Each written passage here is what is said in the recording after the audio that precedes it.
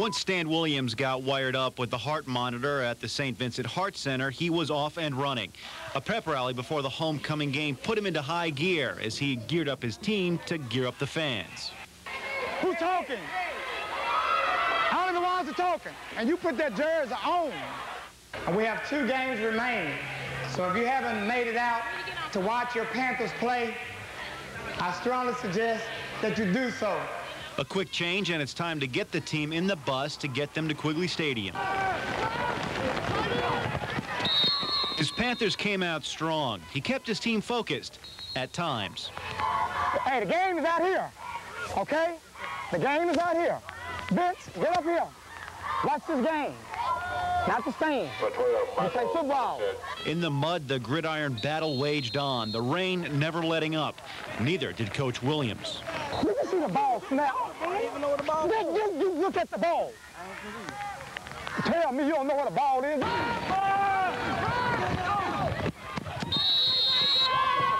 Hey, you playing too far back there, brother. I want you to get up there where you can get you a hit tonight. See, that's the football right there. See? That's the football. That's what you're supposed to be watching. At halftime, the Panthers are up more than 20 points. And after a spirited locker room discussion, it's back to the field. Let's ready to run the ball. Come on, you all right? You want to? Come on, let's go.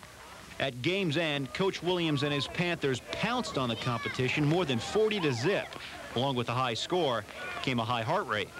42-0. That was in the rain and in mud. Of course, we had more fumbles than usual. So. You won 42-0? Yes. And. Now, did that surprise you? That? Yes, I would have thought you were on a losing team based on your heart rate. From the time the pep rally started to the end of the game, the coach was out of the doctor's zone of a normal heart rate. Your heart rate, essentially from about 3:30 to about midnight, your average heart rate was more than 100 beats a minute.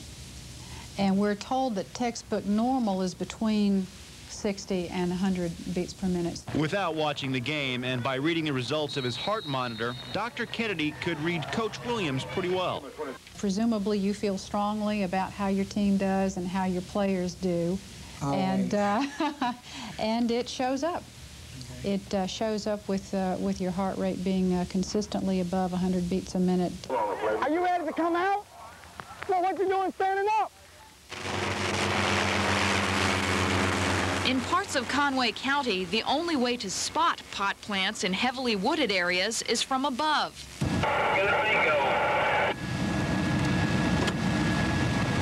We on our way. Whoever was trying to cash in on this crop was also trying to hide it, unsuccessfully. The plants are now property of the sheriff. 10-4. Got 3 plants, Sheriff. And the sheriff always leaves his calling card. Let them know we were here. Sheriff Flowers says the prevalence of smaller patches is a sign marijuana eradication missions are working. So it's definitely cut down on the amount that's being grown. It doesn't take long to pick out another patch. This one in plain sight behind a trailer. The plant's owner is going to get another house call for manufacturing a controlled substance. Let's get that plant, carry it out. We'll get the address, everything. We'll get us a warrant. 6 of the Little Rock 9 began their day at St. Agnes Church, hearing sermons from at least a half-dozen religious leaders about reconciliation. The message obviously got across because the emotion was there.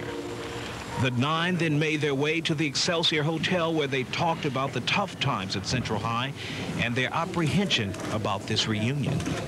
2 years ago, when they started making plans for this day, I was apprehensive about whether I really wanted to come home and be a part of this. I'm very happy to say now that I'm glad I'm here. But the past isn't what Carlotta Wells Lanier wants to dwell on now. She wants to recognize the good Central is doing and how the blacks didn't destroy it as many believed. The National Merit Scholarships are still high at Little Rock Central High. So, you know, it had nothing to do with, we didn't bring the system down, let me put it that way. There were anywhere from 8 to 10 shots. A hail of gunfire hit this home and 4 people inside. 2 men and 1 woman suffered only minor injuries. But a 4th victim, another woman, was shot in the side. Police say the injury is serious. It was gang-related. It's all gang-related. Police are not confirming this is gang-related. Jason Palton says at least 4 men sped away from the scene. It was a blue car. I don't know if it was a Cutlass, Oldsmobile, but I know it was a blue car. Others told us they saw nothing. The police had already arrived by the time Melody Crawford came home. I was just trying to get in the house. That's all. I was trying to get in the house. When I first came up, I was trying to get in the house. I didn't see anyone. I just seen people running. Yes, we have a crack problem, crack cocaine. It's pretty prevalent in this city, especially on that street that we're going to. The roundup starts long before dawn. Police, under cover of night, say they have a better chance of catching suspects by catching them off guard. You're under arrest. We got 2 warrants, cocaine accomplice and cocaine class Y felony. But the long arm of the law reaches beyond Morrilton city limits, all the way to the outskirts of Conway County in Jerusalem, where sometimes you have to make a little noise to get a suspect out of bed. Sheriff's office. Got a warrant for Dennis McCoy. Open the door.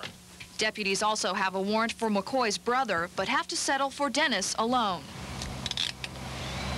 Got an arrest warrant, delivery of a controlled substance, marijuana. But many times when serving these warrants, deputies find much more than who and what they were looking for.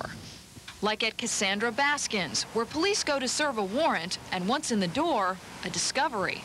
Squeak, come on, Squeak. Whose pills belong to? Huh? This is what Sheriff Flowers is asking about. Pills with no prescription in plain sight when they walked in the door. No one gives him an answer, so the 3 men head to jail with Baskins for questioning. We will probably run a test on this to determine what it is. If it's a controlled substance, then they will be charged. The suspects arrested in the sweep will be arraigned August 12th. Leslie Traba, News 4. It's 7:30 at the Carter house. How are you? Good morning. Mama. Leslie, Michael, Ashley, and Catherine are ready for the day. First, time to change the diapers, going through a pack of diapers a day. 1 down, 3 more to go. Some might feel overwhelmed, but Mark feels blessed. You know, God gives you what you can handle, and we were fortunate, in our opinion, got 4.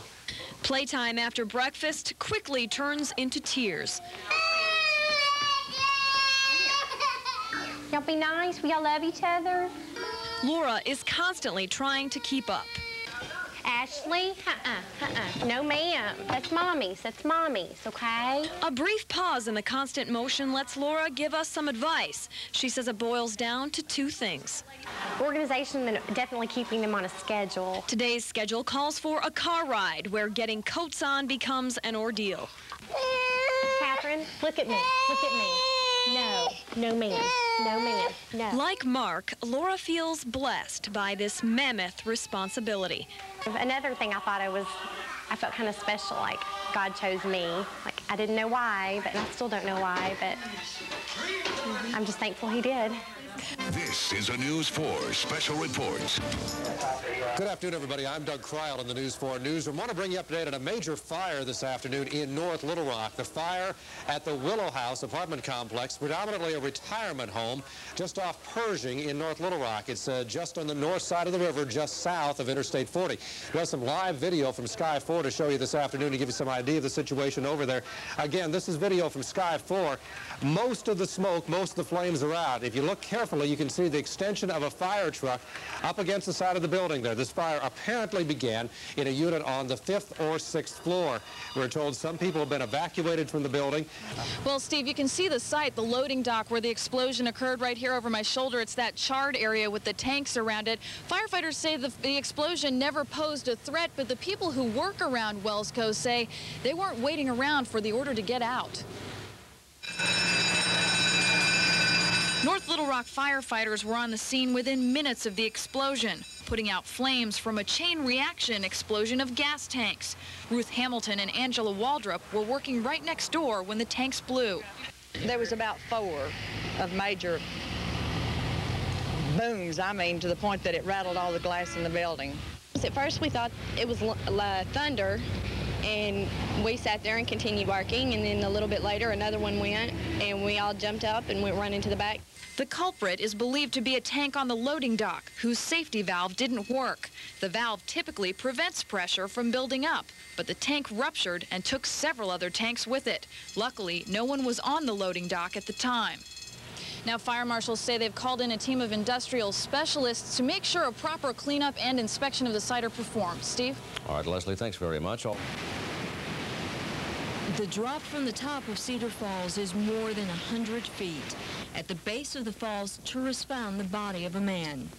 Upon arriving, we did find a white male, approximately 45 to 50-year-old, in the water. It's estimated the body had been there 12 to 14 hours. The last person to see the man alive was a park ranger Sunday afternoon.